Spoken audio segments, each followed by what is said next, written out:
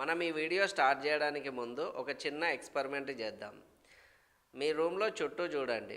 మన దగ్గర ఉండే mobiles, chargers, ear phones, toys, lights చాలా వరకు మేడ్ ఇన్ చైనా ఉంటుంది. ఇక్కడ ఒక ఇంపార్టెంట్ క్వశ్చన్ వస్తుంది. ఇండియాకి చైనాకి ఇంచుమించు ఒక 2 ఇయర్స్ గ్యాప్లో స్వతంత్రం వచ్చింది. చైనా కంటే ముందే మనకే 2 ఇయర్స్ ముందు స్వతంత్రం వచ్చింది. కానీ వరల్డ్లో చైనా మ్యానుఫ్యాక్చరింగ్ రంగంలో ఫ్యాక్టరీగా ఉంది, మనమేమో వెనుకపడ్డాం. ఈ క్వశ్చన్కి చాలామంది నుంచి వచ్చే ఆన్సర్ ఏంటంటే గవర్నమెంట్, కరప్షన్, సిస్టమ్. కానీ ఈ వీడియోలో నేను ఏ పాలిటిక్స్ గురించి కానీ ఒకరిని బ్లేమ్ చేయడం గురించి కానీ మాట్లాడట్లేను. మైండ్ సెట్, కల్చర్, డిసిషన్స్ గురించి మాత్రమే మాట్లాడుతున్నాను. ఈ వీడియో ఎండ్ వరకు చూడండి. మీరు బిజినెస్ స్టార్ట్ చేస్తారా లేదా అనేది మీకు ఒక క్లారిటీ వస్తుంది. బై ద వే, నేను మీ శంకర, క్రాపిల్ ఎగ్జిమ్ నుండి మాట్లాడుతున్నాను. నేను exports, manufacturing, business mind set నుంచి నేర్చుకున్నవి, అలాగే నేను చూసిన రియాలిటీస్, ఫెయిల్యూర్స్ నుంచి వచ్చిన క్లారిటీ, అవన్నీ సింపుల్ వర్డ్స్లో మీకు చెప్పడమే నా ఏం. నేను ఒక టీచర్ లాగా కాకుండా ఒక ఇండియన్ మిడిల్ క్లాస్ మ్యాన్లా మాట్లాడుతాను. చాలామంది అనుకుంటారు చైనా చాలా పవర్ఫుల్ కంట్రీ అని. కానీ 1980లో చైనా ఏ విధంగా ఉండేది అంటే చాలా పేదరికంలో ఉండేది. విలేజెస్లో అన్ఎంప్లాయ్మెంట్, తినడానికి తిండి కూడా సరిగ్గా లేదు, టెక్నాలజీ కూడా ఆల్మోస్ట్ జీరో. అప్పుడు చైనా లీడర్స్కి ఒక క్వశ్చన్ వచ్చింది. ఏంటిదంటే మన దగ్గర న్యాచురల్ రీసోర్సెస్ లేవు, ఆయిల్ లేదు, బిగ్ బ్రాండ్స్ లేవు. అయితే మనం ప్రపంచంలో ఎలా సర్వైవ్ అవుతామని వాళ్ళకు క్వశ్చన్ చేసుకున్నారు. అప్పుడు వచ్చిన ఆన్సర్ ఏంటంటే ఐటీ సర్వీసెస్ కాకుండా మనం మ్యానుఫ్యాక్చరింగ్ రంగంలోకి అడుగు పెడదాం. దానివలన ఏంటంటే జాబ్స్ పెరుగుతాయి, స్కిల్ డెవలప్ అవుతుంది, అలాగే ఎక్స్పోర్ట్స్ కూడా గ్రోత్ అవుతుంది. ఆ విధంగా ప్రపంచానికి మ్యానుఫ్యాక్చరింగ్ రంగంలో ఫ్యాక్టరీగా చైనా ఎదిగింది. మ్యానుఫ్యాక్చరింగ్ అంటే సెక్టర్ కాదు, అది ఒక కల్చర్. చైనాలో ఒక సిటీ ఒక ప్రోడక్ట్ కోసం మొత్తం పనిచేస్తుంది.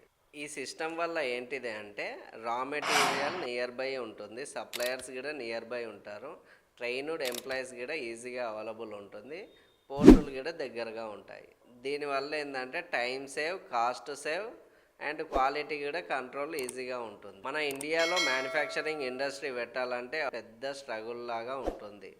ఎందుకంటే రా మెటీరియల్ ఒక దగ్గర ఉంటుంది, సప్లయర్స్ ఒక దగ్గర నుంచి ఉంటుంది, అదొక పెద్ద టాస్క్ లాగా ఉంటుంది. అదే చైనాలో ఈకో సిస్టంలో ఈజీగా ఉంటుంది. చైనాలో ఒక కాన్సెప్ట్ ఉంది. వాళ్ళు ఏంటంటే ఏదైనా ప్రోడక్ట్ని త్వరగా లాంచ్ చేస్తారు, ఫెయిల్ అవుతారు, దాని నుంచి నేర్చుకుంటారు, మళ్ళా వచ్చిన మిస్టేక్ని ఏంటంటే త్వరగా ఫిక్స్ చేసుకుంటారు. ఇండియాలో మనం ఒక ప్రోడక్ట్ లాంచ్ చేద్దామంటే ఫస్ట్ ఏం చేస్తామంటే అది కరెక్ట్గా పర్ఫెక్ట్గా అయిన తర్వాతనే స్టార్ట్ చేద్దాం అనుకుంటాం.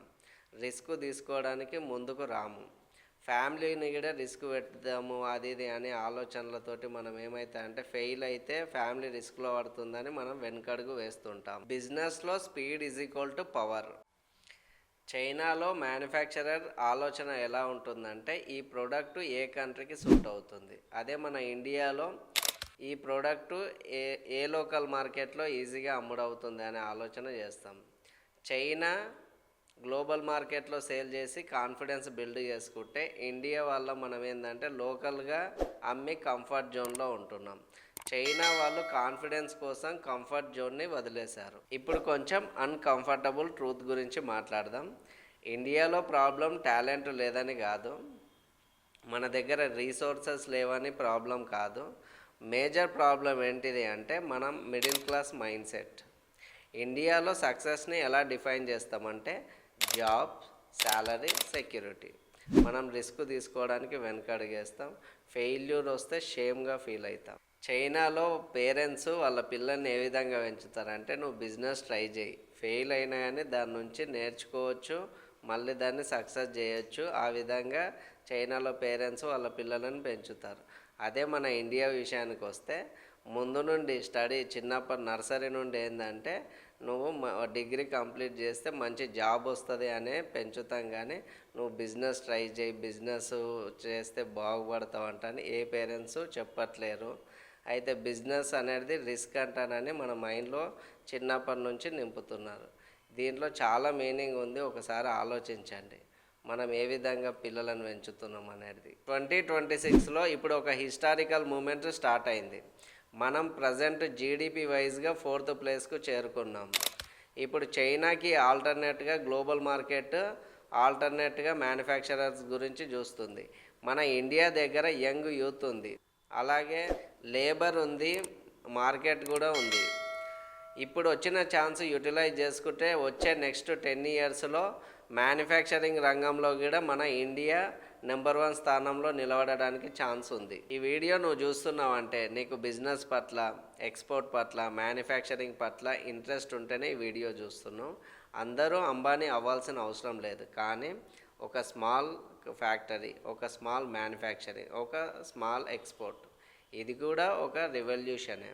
ఒక ఎక్స్పోర్టర్ అంటే ఒక మనిషి సక్సెస్ కాదు, ఒక ఎక్స్పోర్టర్ అంటే ఒక 100 ఫ్యామిలీస్ లైఫ్ చేంజ్ చేసే ఆపర్చునిటీ. చైనా పర్ఫెక్ట్ సిస్టమ్ కోసం వెయిట్ చేయలేదు. వాళ్ళు స్టార్ట్ చేశారు, ఫెయిల్ అయ్యారు, నేర్చుకున్నారు, స్కేల్ అయ్యారు, సక్సెస్ అయ్యారు. ఇండియాలో నెక్స్ట్ మ్యానుఫ్యాక్చరింగ్ స్టోరీ గవర్నమెంట్ రాయదు, మనం రాయాలి. ఈ వీడియో చూశాక మీరు ఎక్స్పోర్ట్ బిజినెస్ స్టార్ట్ చేయాలని సీరియస్గా అనుకుంటే, మీకు ఎక్స్పోర్ట్కి సంబంధించిన ఫుల్ నాలెడ్జ్ కావాలంటే దానికోసమని నేను తెలుగులో ఒక గైడ్ ప్రిపేర్ చేశాను. ఆ గైడ్ మీరు కొనాలనుకుంటే దానికి సంబంధించిన లింక్ డిస్క్రిప్షన్లో మెన్షన్ చేస్తున్నాను. అండ్ ఈ వీడియో మీకు వాల్యూ ఇచ్చింది అనిపిస్తే లైక్ చేయండి, సబ్స్క్రైబ్ చేయండి. ఇలాంటి ఎక్స్పోర్ట్ అండ్ బిజినెస్కి సంబంధించిన ట్రూత్ కోసం మన క్రాపిల్ ఎగ్జిమ్ని ఫాలో చేయడం మర్చిపోకండి. Thank you for watching my video. జై హింద్, జై భారత్.